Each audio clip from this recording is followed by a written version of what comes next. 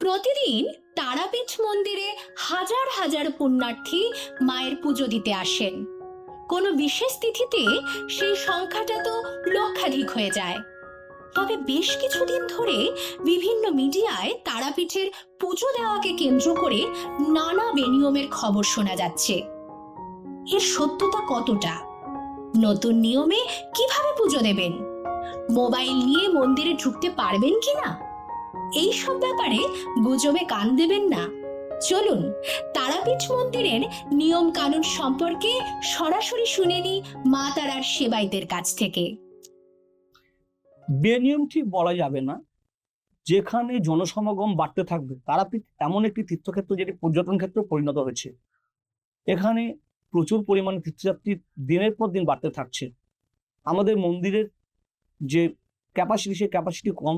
আমাদের যে দরজা, মন্দিরের গর্ভগৃহের দরজা, সেগুলি যথেষ্ট ছোট ছোট, এবং প্রাচীন মন্দিরকে মানে করে সংস্কার করে সে দরজা বন্ধ করাও আমাদের বড় করাও আমাদের পক্ষে সম্ভব হয়ে ওঠে না। কারণ এখানে ইঞ্জিনিয়ারও ভয় পান যে পুরনো মন্দির যদি কোনো কারণে তার স্থাপত্য কিছু নষ্ট হয় বা কিছু। এবার সেই কারণেই হয়তো সেভাবে লাইন গুছিয়ে নেওয়া যেত না।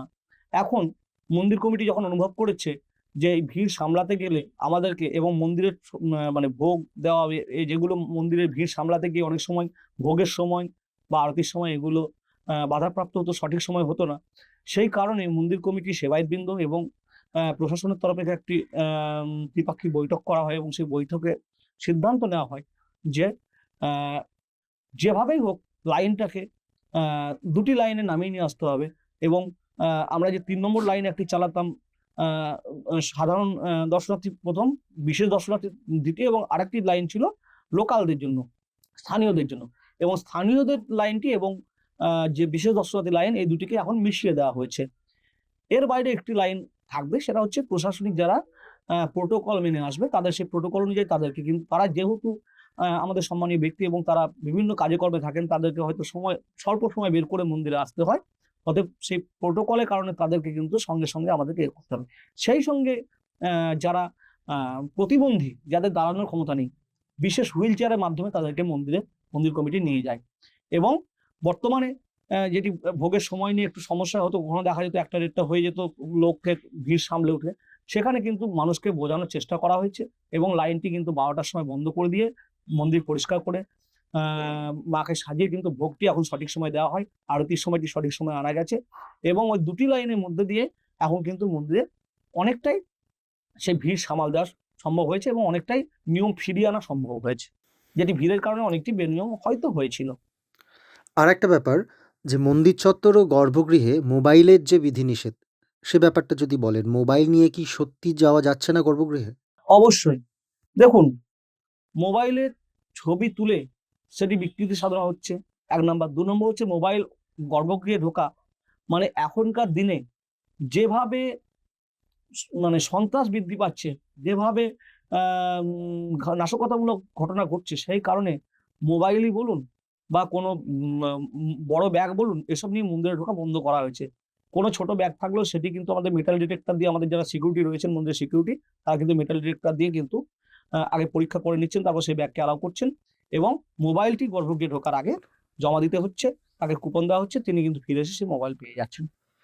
সেবায়িত হিসাবে কি মতামত আপনাদের? এটা কতটা কার্যকরী সাধারণ মানুষের ক্ষেত্রে? হ্যাঁ, আমরা যেটা ভাবতাম যে হয়তো সাধারণ মানুষ মানবে না, ভিড়ে তারা আগে পুজোটা দেবে, ভোগের সময় সঠিক সময় বন্ধ করলে তারা হয়তো ব্যথিত হবে, কিন্তু না, মানুষও দেখছি মেনে নিচ্ছে। তার কারণ হচ্ছে, যেহেতু সঠিক সময় তাদেরকে বোঝানো গেছে, আমরা বোঝাতে পেরেছি যে সঠিক সময় মায়ের ভোগ হওয়া, আরতি হওয়া, এগুলো প্রয়োজন। সেক্ষেত্রে লাইন সামাল দিতে গিয়ে, যে লোক সামাল দিতে গিয়ে মায়ের ভোগের সময় বা আরতির সময় যেগুলো বিঘ্নিত হচ্ছিল, সেগুলো তাদেরকে আমরা বোঝাতে পেরেছি। তাদেরকে আমরা অনুরোধ করছি মাইকে যে আপনারা একটু অপেক্ষা করুন, মায়ের ভোগটা সঠিক সময় হোক। তারা কিন্তু মানছেন, এবং যে সময়টা বন্ধ থাকছে সেই সময়টা বিস্কুট, জল, গ্লুকোজ এসব কিন্তু মন্দির কর্তৃপক্ষের তরফ থেকে আজকে দেওয়া হচ্ছে। আরেকটা ব্যাপার, এখন অনলাইনে অনেক স্ক্যাম দেখা যাচ্ছে নানান ক্ষেত্রে। সেই জায়গায় দাঁড়িয়ে অনলাইনে কি কোনো পুজো দেওয়ার ব্যবস্থা আছে তারাপীঠে? মন্দিরের সেবায়ত সংঘ তরফ থেকে বা মন্দিরের তরফ থেকে কোনো অনলাইনে পুজো দেওয়া নেই। এখন যদি ব্যক্তিগতভাবে কেউ করে থাকেন, সেটা কিন্তু আমাদের জানা নেই, কিন্তু কে করেছেন বা কি, সে সম্পর্কে আমাদের কিন্তু কোনো ধারণা নেই। সুতরাং বলতেই পারা যেতে পারে যে মন্দির থেকে কোনো রকম অনলাইন পুজোর কোনো ব্যবস্থা আমাদের নেই। সরাসরি সেবায়ত, নিজের যে সেবায়ত সেই সেবায়তের সঙ্গে যোগাযোগ করা উচিত, অথবা সেবায়ত যদি না থাকে, যার যেদিন পালা সেই সেবায়তের সঙ্গে যোগাযোগ করাটাই সব থেকে শ্রেয়। আপনাকে অসংখ্য ধন্যবাদ। শেষে জানতে চাইবো, মায়ের পুজো দেওয়ার ক্ষেত্রে আপনার সঙ্গে যোগাযোগ করার জন্য যদি যোগাযোগ নম্বরটা আপনি বলেন। হ্যাঁ, আমার সঙ্গে যোগাযোগ করতেই পারে। সেক্ষেত্রে আমার নাম্বার আপনারা স্ক্রিনে দিতে পারেন। আহ, অবশ্যই তারা যোগাযোগ করতে পারে। আমি সেক্ষেত্রে যতটা পারবো আমি সাহায্য করবো সেসব। ভিডিওটি দেখার জন্য ধন্যবাদ। ভালো লাগলে লাইক ও কমেন্ট করুন, আর শেয়ার করে পরিচিতদের দেখার সুযোগ করে দিন। এরকম আরও তথ্য সমৃদ্ধ ভিডিও পেতে চ্যানেলটি সাবস্ক্রাইব করে আমাদের পাশে থাকুন।